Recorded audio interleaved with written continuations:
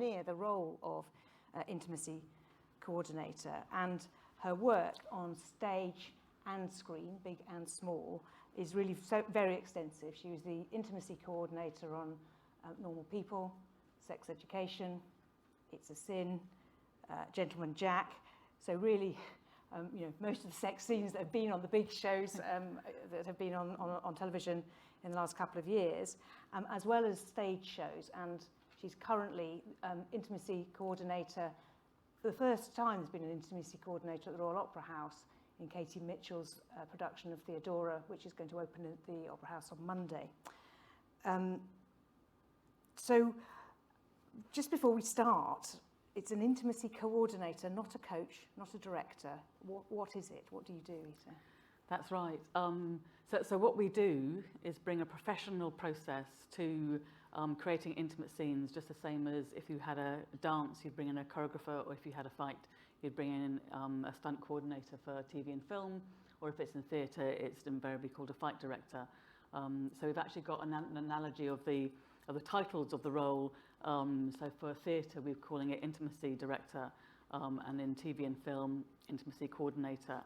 And again, the reason that it's a coordinator as opposed to a coach is because we're absolutely helping to give an umbrella to a whole production. We're helping to put in place best practice and giving a really positive structure to how to talk about intimacy, right from the producer, director, and then as the creation of the work with the the head of filming, the DOP, with wardrobe, with makeup, and then with the people who are going to help organise timings for rehearsals and everything, which is the second AD, and then through to the person who helps to support and hold the set when you're filming, which is the first AD, and really importantly, helping to create the work in a respectful way, which is by holding a closed set, which is the idea that everybody that's not needed for the actual moment of filming then is asked to step away from the set.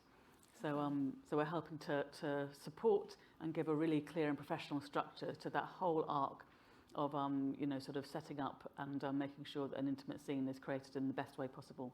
Okay. So Ita, you'd worked as an actor and in drama schools for a number of years before you did this work. What were the concerns that made you decide you wanted to, and this was something that needed doing? Actually, the journey was very organic. I was doing a devised piece of work looking at the dynamic of the perpetrator and the victim. And in that invitation, I would give the research to my actors, inviting them to have a look at the material and bring back that material and, for us to explore. And so I was thinking, if I'm going to ask my actors to go to that place, how do I put in place a really good structure to have my actors to be able to be present, centred and grounded in themselves, in the space and with each other, in order to, really have a really safe but very exciting exploration of that work. And while I was doing that, I was speaking to one of my colleagues, who is Meredith Dufton, who is the head of movement at Mountview, and she said to me, I've got all these plays, every single one from my second and third years has intimate content. I have to go and note that content, and invariably my actors, either it doesn't tell the right physical storytelling, or if I say to them then, this is what you need, that fear glazing over their eyes, because there wasn't a professional structure in order to do it well. And so she said, please come in and start teaching what you're developing. And that was in April 2015. And then, as we would over the next couple of years, we were getting the feedback from the students. And actually what was really lovely was the students not just being equipped with a clear structure for intimate content, but also saying that they felt, because I'm saying, consider what's right for you. Consider, sort of like what content is right, and then also how to call your boundaries if needed. And they were saying that they actually felt more empowered and understanding who they were as artists, as well as having a really good structure. And then the students started to say, this is great in drama school, what about in the industry?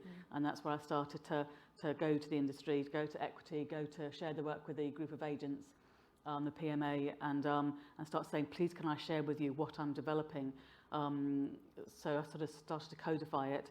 And then October 2017, when Weinstein allegations came out, and the subsequent Time's Up and Me Too movements, and most importantly, the codes of conduct that got created from there, the industry saying we have to do better. I was there ready to say, and here, within these codes of conduct, this is how we do intimate content well, and I've got structure to work, through the intimacy guidelines to then, within that intention to work with respect with everybody. This is how we can do that with intimate content. Yeah. So you really have developed a set of intimacy on-set guidelines. Do you want to tell us what they are and how they, well, in broadly, I mean, read them out, but how they work, what sorts of things you're thinking about? So it's just bringing, it's like I say, people say to me, oh, it's all about safety. And I'm going, oh, no, it's not about safety. You wouldn't say a stunt coordinator is there just to keep everybody safe. The stunt coordinator's there in order to create a really exciting fight or a stunt, and within that is safety. So the intimacy guidelines are basically just setting out pointers for the whole process. So it starts from the producer, saying to the producer on the first read of the script, identifying the intimate content, looking at what degree of intimate content it is, and then earmarking that and making sure then that you either put in place the intimacy guidelines or you make provision for the budget that you will employ an intimacy coordinator through to the director.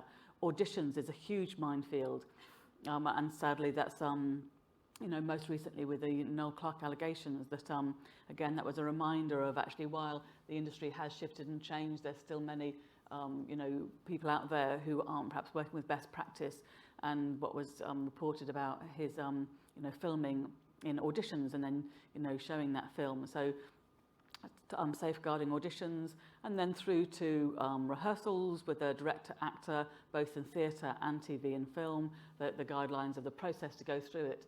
And most importantly, making time to rehearse, particularly in TV and film, because it wasn't thought of as a body dance. The intimate content wasn't thought that it's something that's choreographed just like a tango or just like a fight. So it was in this, it dropped between the stools of having any sense of anybody needing a professional practitioner, as you would do a choreographer or a stunt coordinator, to bring skills in order to choreograph this moment. So that idea of rehearsals, and then agreement and consent. So before the intimacy guidelines and sort of, again, really coming, the narrative before the Weinstein allegations was that if anybody, and particularly if an actor, ever said no in any way, shape or form, that they would be frightened, that they would be considered a diva or a troublemaker, and they would lose their job, and they absolutely did lose their job, and they were dispensable. And it's still the case that actually the idea that in the performing industry, be it in theatre or TV and film, that it's a day of work.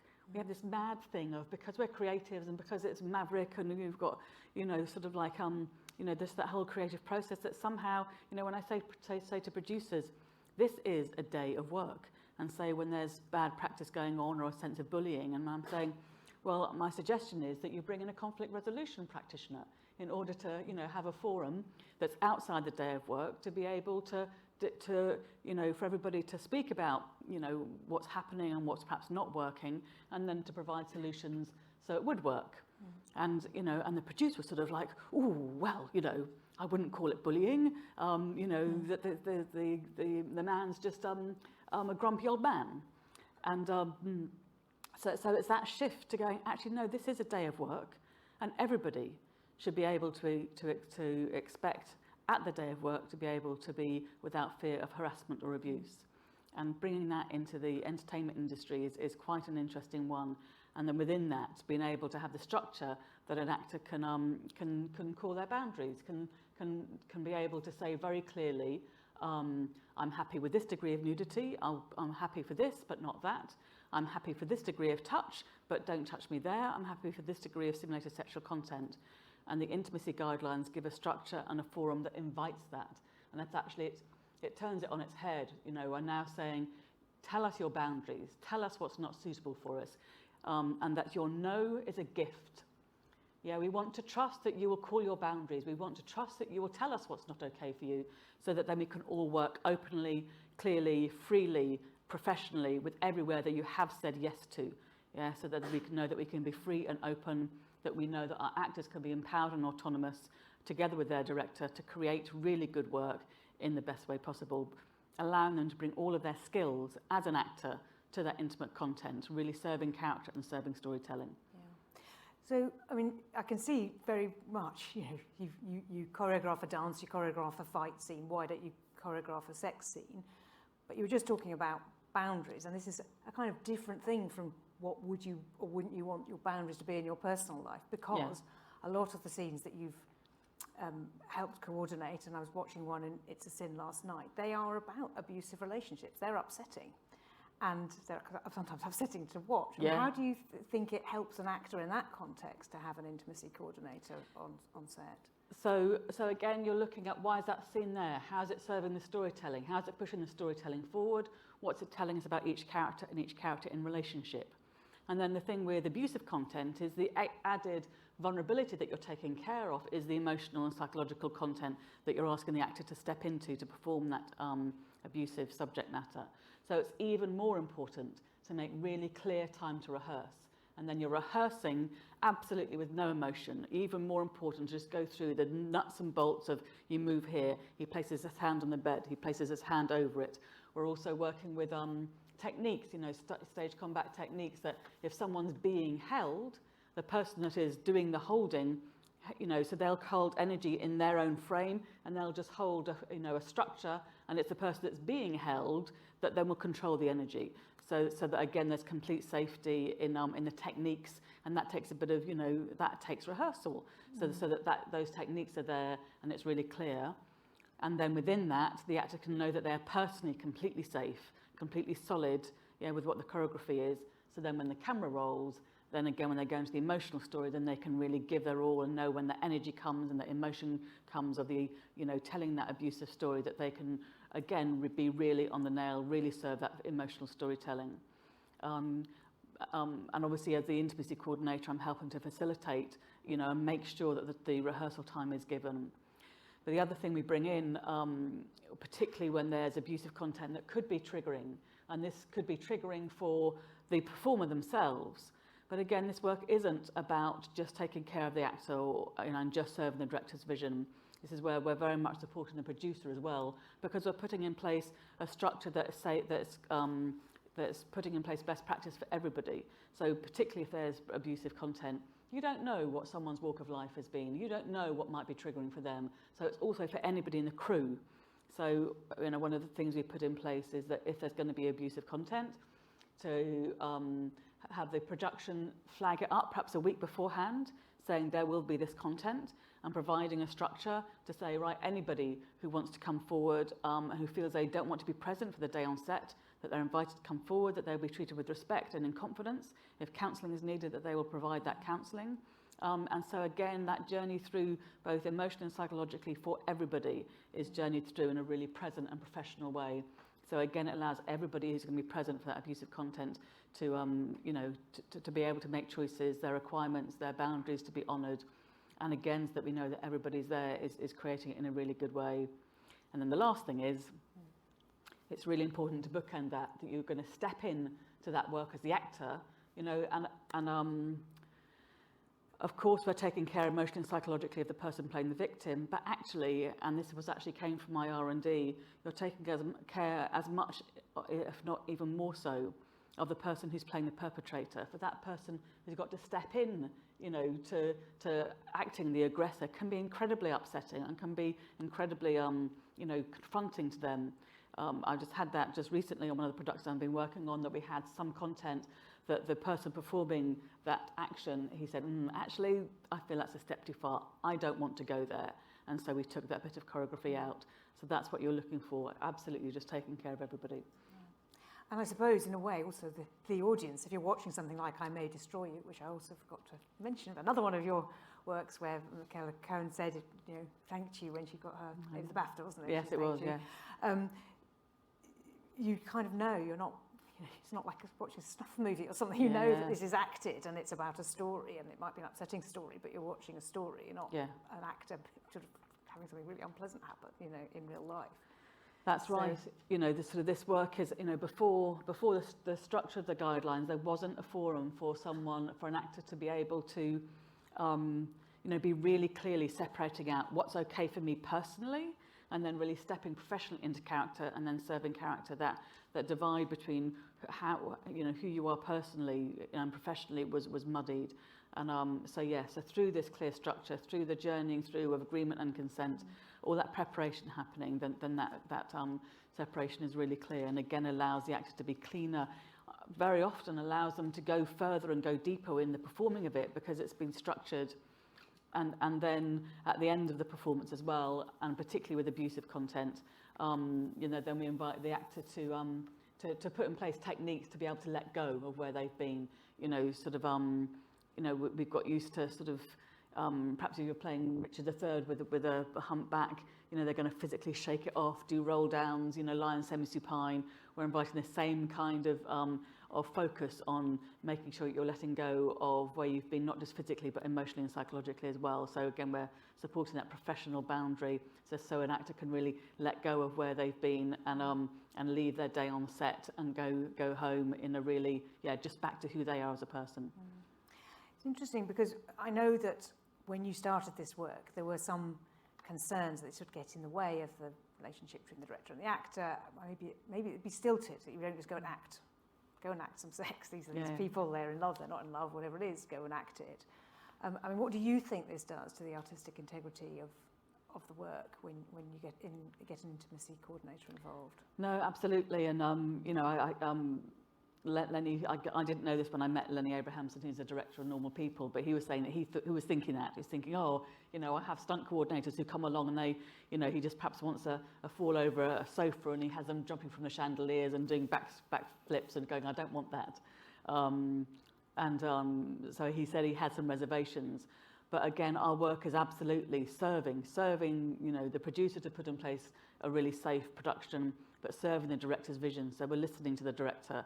And that's why for me and all the people that I'm training, it's about we start from knowing the actor-director process. So it's listening to the director, being present for the actor-director rehearsal, interrogating the script, what's the intention, what's the obstacle, all that kind of stuff, so that we're absolutely facilitating what they have created, facilitating the director's visions, facilitating the creativity that the actors bring, and then just giving that structure to put that on its feet. But yes, it was, there was concern that, if you put in place boundaries, if you put in place agreement and consent, it's going to dumb everything down, and you're going to be taking away creativity. But actually, it's the reverse. That when you put in place clear boundaries, allow for that agreement and consent to be invited. Actually, you've got actors and directors who actually can work more openly and more freely. Bring detail. Because that's also something that when the work wasn't spoken about, when it was like, just go for it, you couldn't bring the detail that we now can when you interrogate the script and honour the script. So, for example, the top of episode 2 of Normal People, that intimate scene, which is Marianne's sexual awakening, it was a 9-minute scene. You've got all that detail of them talking, sat apart, and then standing, taking clothes off, into pleasuring, into intercourse, asking for protection, offering, consent, continuous consent. You can stop at any time. We were able to just journey through each and every one of those beats, finding the choreography, making sure that nothing was missed out, so that subtlety and detail can be there, and then you could release into the amazing actors, Daisy Edgar-Jones and Paul Mescal, to be able to create those beautiful scenes. So you think it's providing a language to talk about what is the relationship between what's happening physically and what's happening emotionally, and how do we show that? It's interesting. And this work has been massively widely shown and distributed. Do you think it's changing? Do you think it is changing the industry? Do you think it is changing conversations about the way intimate scenes are created and shown? Yes, it is really lovely because the dovetailing.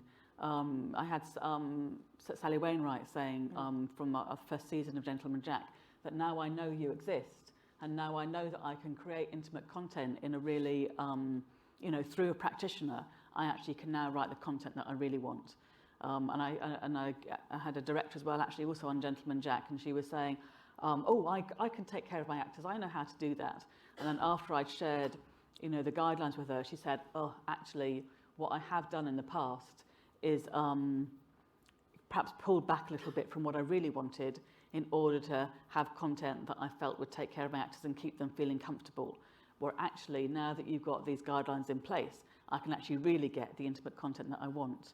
And then once you know that that's there, then really inviting the writers, you know, to then write the content that you want and write it in a really detailed way.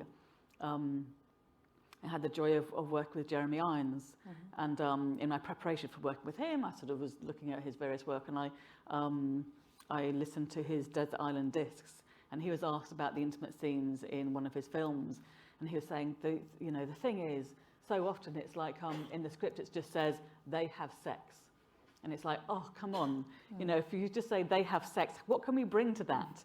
Everybody or every character has their sexual encounter in a different way. It's telling a different storytelling. You know, how someone is sexually tells, you know, their inner life tells a lot about who they are as a character. So don't just write they have sex, research it. What kind of intimate content do you want? And what kind of rhythms do you want? And write the detail of it. And then we can all honour it. And as intimacy coordinators, then we can help facilitate really serving that. So that's what's changed. Like with Laurie Nunn on sex education, like season 2, she writes it, you know, there's beautiful, you know, detail through what she writes in her script, and then, you know, we can honour it. And I'm, you know, like, you know, any choreography, I'm writing beat 1 is this, beat 2 is that, beat 3 is that. So I'm breaking it down, you know, so then we can honour that. And so, for example, there's the beautiful scene with Asa and Ola, you know, where he does the clock pleasuring moment. And yeah, and we had all those beats, and then once the director watched it all through, she goes, actually, now we don't need that beat. That beat's a beat too many. So again, we can bring clarity, and yeah, and really, and again, there, what was so gorgeous was we had, you know, again, a really clear structure. The director got absolutely the beats that they wanted, and then when camera rolled, just seeing Asa Butterfield bringing then all of his skill as a comic actor was just, I was in stitches on the camera and having to stifle my laughs because what he brought was just beautiful. So it's interesting because you're saying, you know, oh, a script that just says they have sex, and let's not talk about it because we're all slightly embarrassed about it. You've now made or helped make an awful lot of things a lot of people have seen, which is much more detailed emotionally and physically about, well, sex. Lots of different kinds of sex, lots of different kinds of people. And I wonder how you think what we see on stage, and probably on screen more because more people see it, affects how we as a culture, or people in our culture, start to think about sex and consent and agreement and boundaries. And it has been, you know, sort of taken me aback and been so rewarding, and you know, and sort of like realizing, you know, sort of the ripple effects, you know, just to an audience. So in a way that, yeah, both sex education, the masturbation montage, but that whole storyline in season 1 with Amy Lou, about, you know, her performative, you know, sexual encounters and watching pornography and going, you know, well, this is what she watched, and this is how, therefore, you know, she was thinking how she should perform, and then her new partner was saying, what do you like? You know, what is, you know, what do you want? And she's just going, I haven't a clue. And that whole, you know, journey of her being invited to explore herself, you know, having the courage to explore herself, to be able to bring that back to her relationship. I met up with Amy Lou sort of about, you know, 6 months later, and she said she was getting about 100 texts a day from women contacting her saying how empowering that had been for her. And I myself, you know, then literally just the next day went and shared the work in a drama school, and I had a young girl running up to me and going, that scene has changed my life. It has given me permission. And stuff like that is just, you know, Gentleman Jack, when that came out, suddenly the queer female community saying thank you for showing our journey through to our loving and the quality of our loving that really reflects, you know, us, and really reflects our community, other than the fact that Saran Jones's nails were too long. Oh, okay. And I was going to ask you, because you're saying that people thinking, well, what do you want? And, you know, pornography is as old as humanity, and people have always looked to pornography of one kind or another to sort of work out what other people are doing or what they might want. But it's everywhere, and it's very commercial, and it probably many more much younger people see a lot more explicit content than they would have done in the past at probably a more formative stage in their lives. So what do you think that does, and what do you think more articulated and choreographed sex scenes can bring to that in young people? Yeah, this is it. As you say, you know, it's the oldest profession, the adult industry. It's a very important part of our society. But when that's the main tool that our young, you know, teenagers might turn to in order to give them their sexual education, it can be very distorting. You know, my daughter's now in her early 20s, but when she was, you know, sort of like gradually all her friends becoming sexually active, and she was saying that every single one of them felt that they had to shave their genitalia hair because that's what they saw from pornography. So, you know, I find it very interesting sort of looking back in history where society, you know, sees themselves reflected back. So you have Shakespeare's time, Shakespeare's plays going to plays, then when the novel sort of, the opening up of novels, you know, Wuthering Heights and, you know, all of that kind of stuff, that's where society would get their escapism from. And now, you know, it is, you know, our TV and films is our main place that our society sees itself, you know, and reflects itself back to itself. So that's the medium through which we, you know, try and, you know, understand ourselves. And so what we see is really important.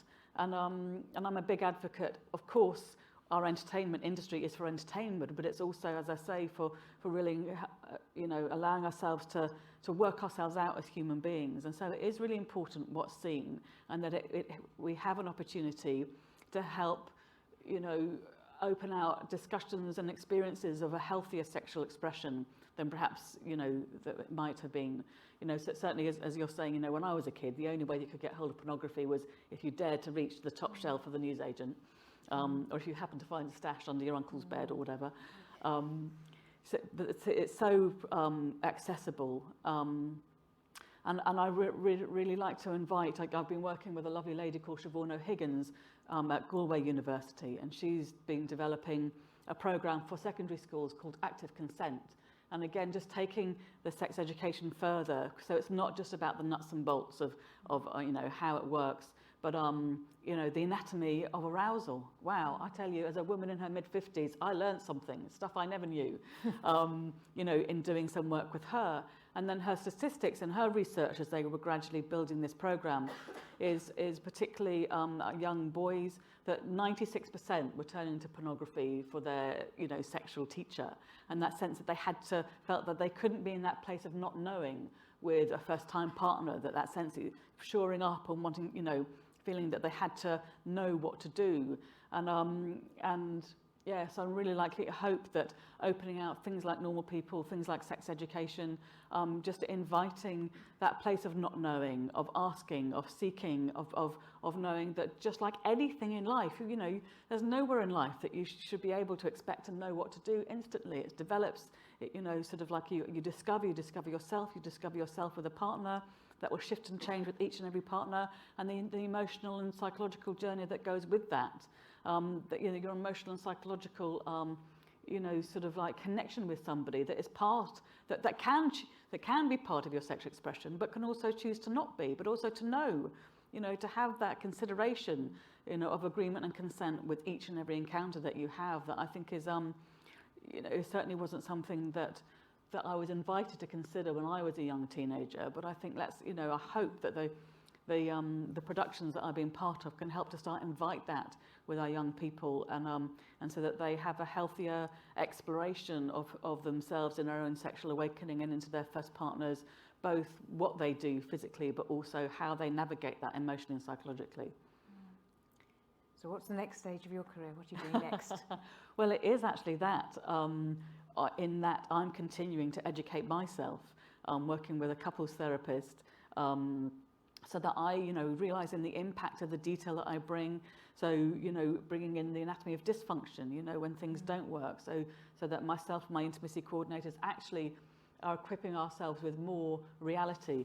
So, for example, the couples therapist was saying, a couple of bugbears that she has that, again, she feels are really unhealthy is the idea of spontaneous arousal, both for those with the penis and those with the vagina, interpenetration. You know, it doesn't happen. Let's bring some more reality to that. We have a minute and a half on telly. It's got. This is it. This is the problem. How do you bring some reality while the director's going, I don't want this sex scene to last 5 minutes. But I feel it's really important that we can do that. We can have those conversations so that, again, we continue journeying to being more realistic. And you know, there's a very big production, writers who are in a very, you know, well-acclaimed production who are now going on to writing sort of a more adult sort of TV series, but they've invited me in to do just that, to bring some more detail and reality to the intimate content, and then how that reflects back with these characters. So that's really exciting. So inviting me in at this stage to dovetail, and again, you know, to keep opening it out, not just for our young teenagers, but throughout our lives. You know, because you know, as a menopausal woman, things shift and change, your relationships shift and change, that we help inviting that who you are as a sexual being and sexual with your partner, that can keep shifting and changing, opening, unfurling, and just bringing more joy and more normality to our TV films, into our theatre, so that we can help to just open out and become healthier as a society, in our sexual expression. Great, thank you. Right, I'm going to open it out and see if anyone wants to ask any questions. And I'm going to say, don't be shy. I think there might be, yes, some mics coming around. Some water. Yes, please, thank you. Sorry, I should have been this on before. Oh, somebody's got to ask a question. Yes, okay, we're going to have our newest honorary fellow, Sarah Harkness, is going to ask a question. She's not shy. Down the front, Shukriya. Thank you. Thanks. It's turned on. Is it on? Is it on now? It is now. Yeah. Thanks for that. That was great. You're obviously really focused on the British television and theatre industry. I just wondered if you knew what was happening around the rest of the world. Is America focused on this? They certainly ought to be after the scandals they've had there.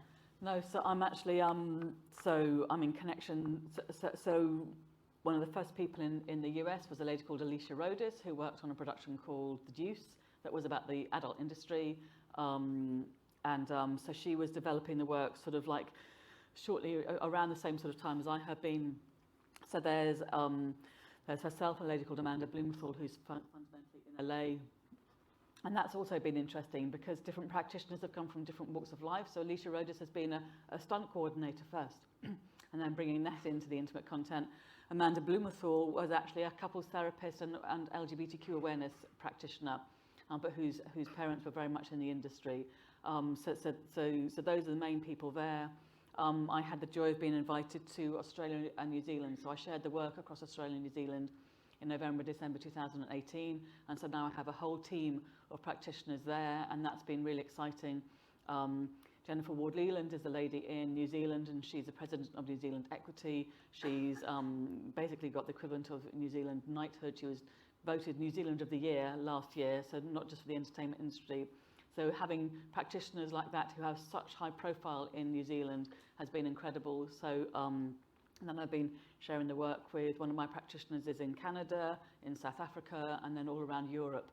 So and more countries are coming to me, particularly recently, France, Italy, Spain.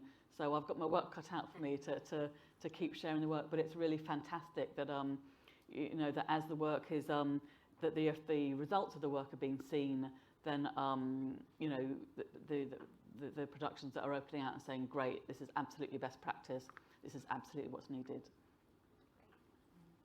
There's a hand there.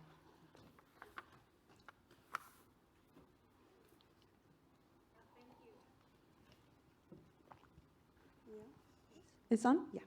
Thank you. Thank you for telling us about your work.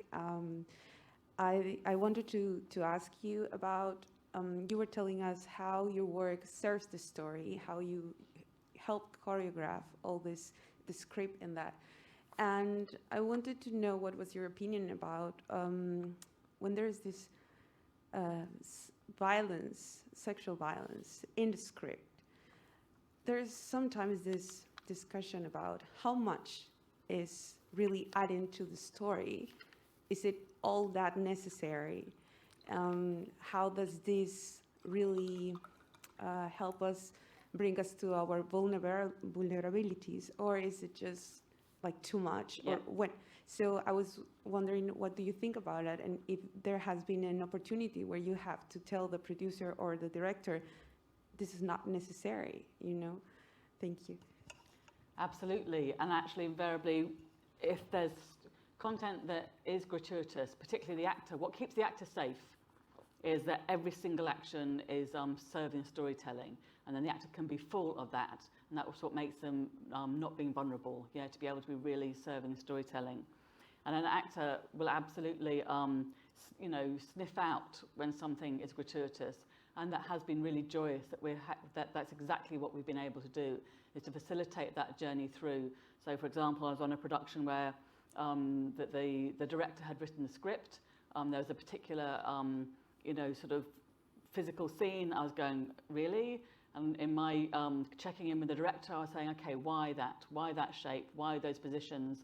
Knowing that it was too much, or feeling myself it's too much, and asking her, interrogating again, what's the intention behind this?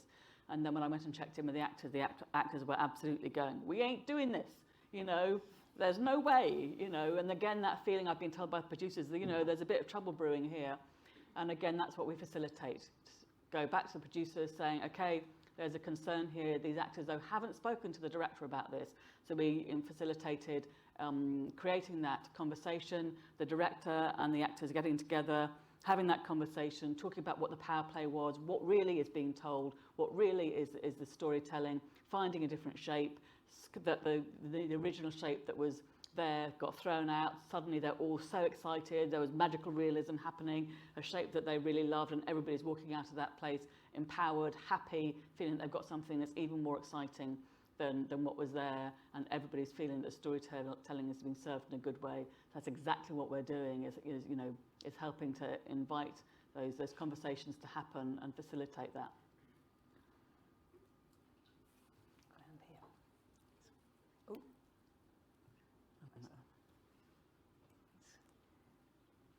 Yes, and then here. Hello? Okay. Hi, thanks so much for the talk, super interesting. I guess my question comes back to that point you were making around making sure you're not interfering between the director-actor relationship, but I find myself reflecting a lot on how storytelling has a lot of the time a very male gaze to it. And I wonder if you've felt that way, and if you have in a subtle way tried to influence that as well. So yes, the whole question of the male gaze and its validity, or sort of it should be questioned. For me, what's important, there's nothing wrong with the male gaze. Yes, we want a male gaze, we want a female gaze, we want a queer gaze, we want a trans gaze. So long as there's clarity. For me, what's not good is when there's an unconscious male gaze. For example, I was doing a scene where it was a female protagonist. It was her storytelling. I was sat actually in the producer's tent with a female writer who'd written the script, and the director kept on placing the camera so that the female character was in side view, and the male character, who it wasn't his storytelling, it was her story, but they kept his face full camera, and she was on profile, and the producer, the writer kept on going, why, put the camera in her, tell her story, bring the camera around. And that's absolutely was an example of, he was the most fantastic director, but he was completely unconscious that actually the placing of the camera was continuing to make him the subject and her the object, rather than her the subject and him the object. Yes, and actually in that situation, that wasn't my shout to be able to change that.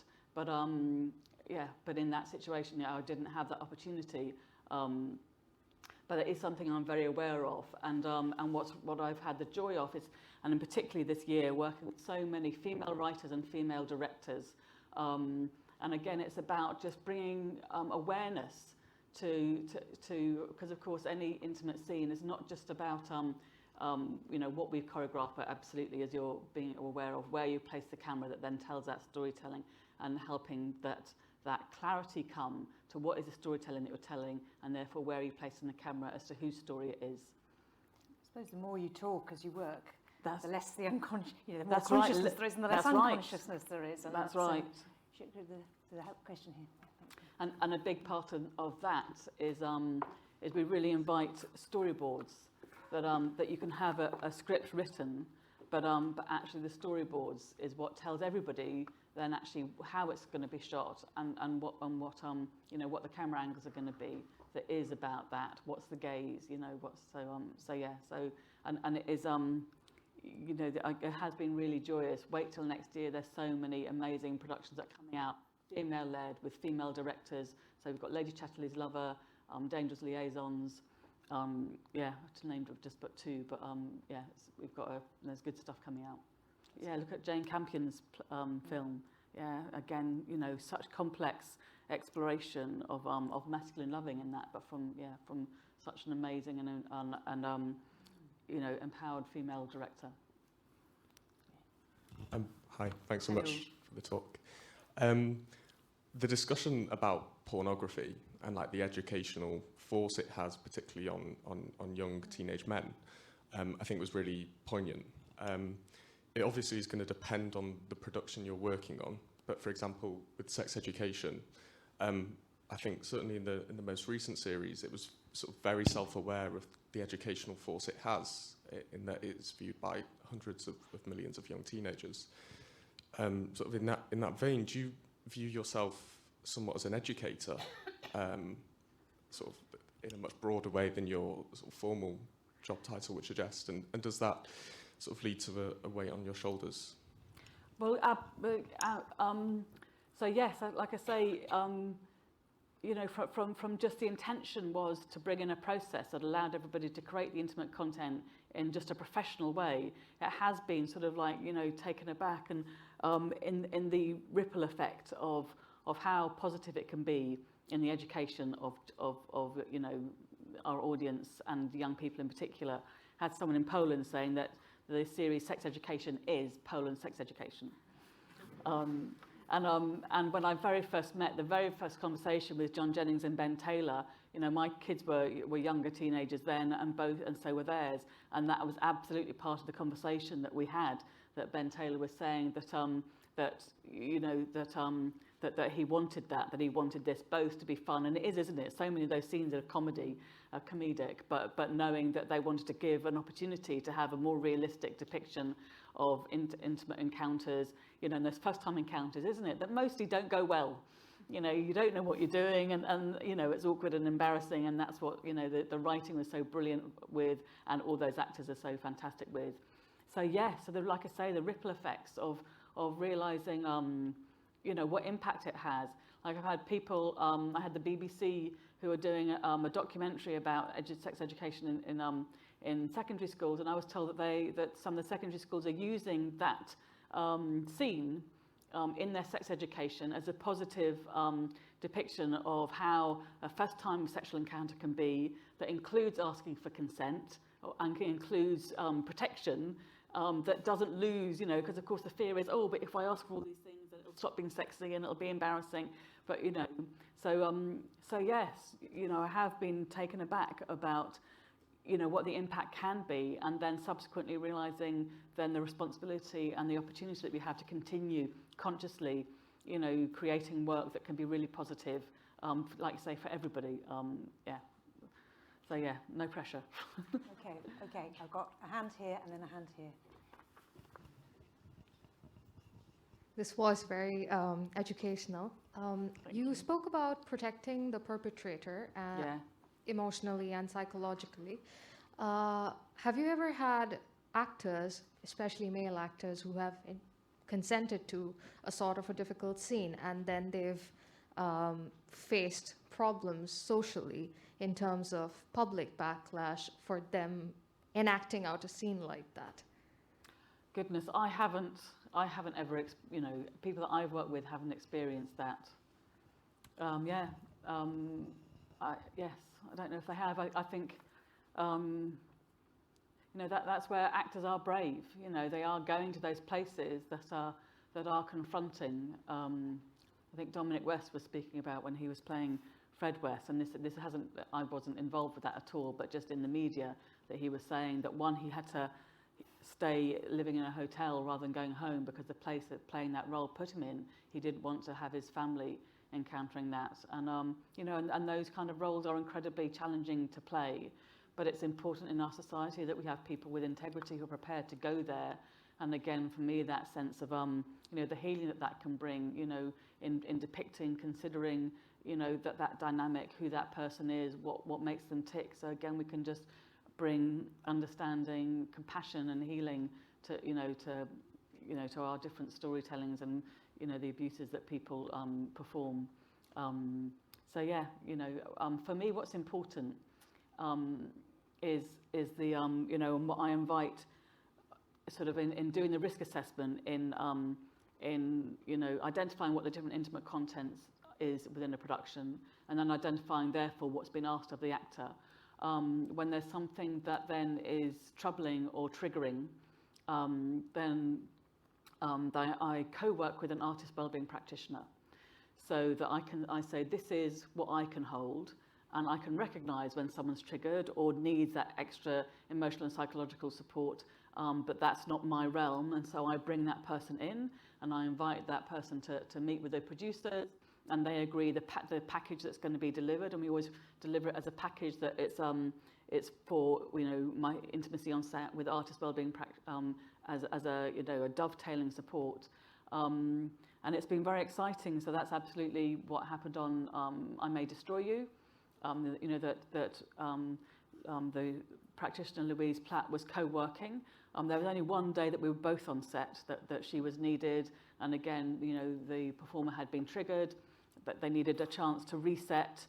But again, part of what we had to do, in the beast of the day and the intention to get all the scenes shot, going, okay, we'll rehearse the next scene, and then in that break when the shot's been set up, that's where we'll take the time for Louise Platt to go and do that work with the actor.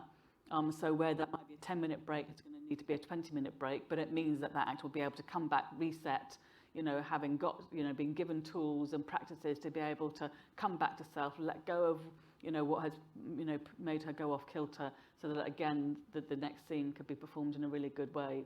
And that goes on, beyond the end of a production being filmed. And the other thing that I've been aware of is as you're saying, so the arc of the production is one thing that I can absolutely hold, but I have been aware of then once it's out there, the beast of the public at large, and the public at large is, sort of take on something. So actually on the way coming up here in the train, I just ended up talking to the person sat next to me on the train, and then he, we spoke about normal people, and he's going, oh, Coddle's chain, yeah. Yes, he wore a chain. Did I notice it while we were filming at all? No, never noticed it.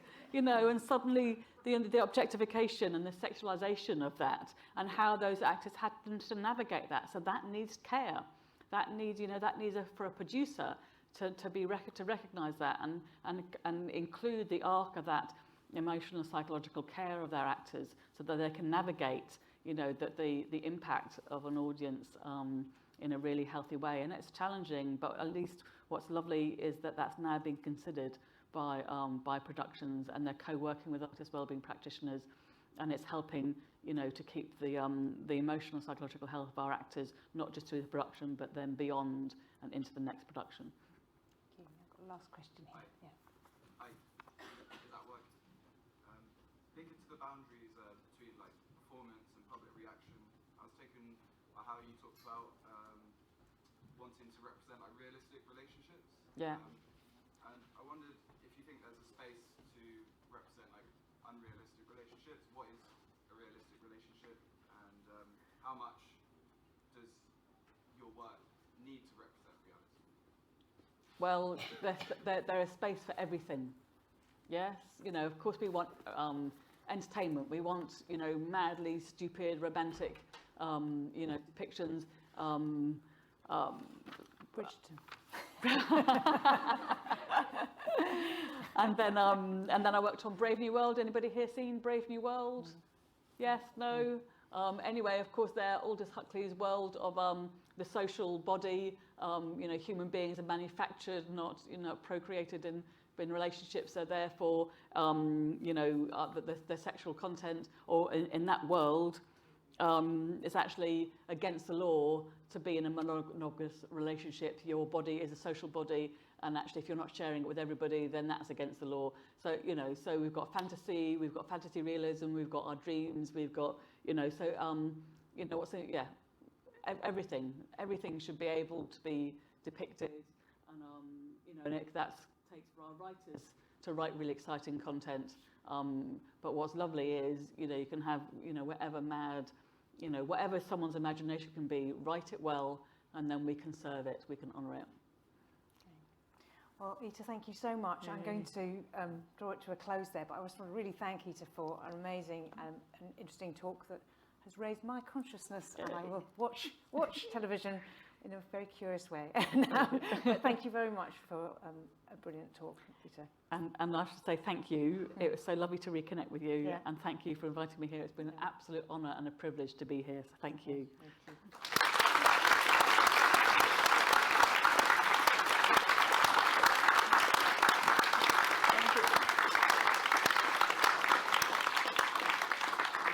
Next week there won't be a Mansfield public talk. It was going to be the Mansfield ball, because Mansfield students are mad and hardy and have their ball in February, but we decided to put it off and hope that Omicron would die down, but there isn't a talk next week.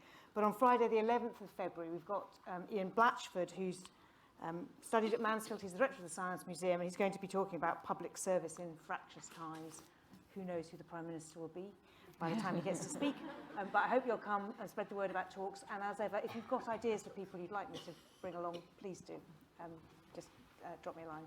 I'll try my best. Thank you very much.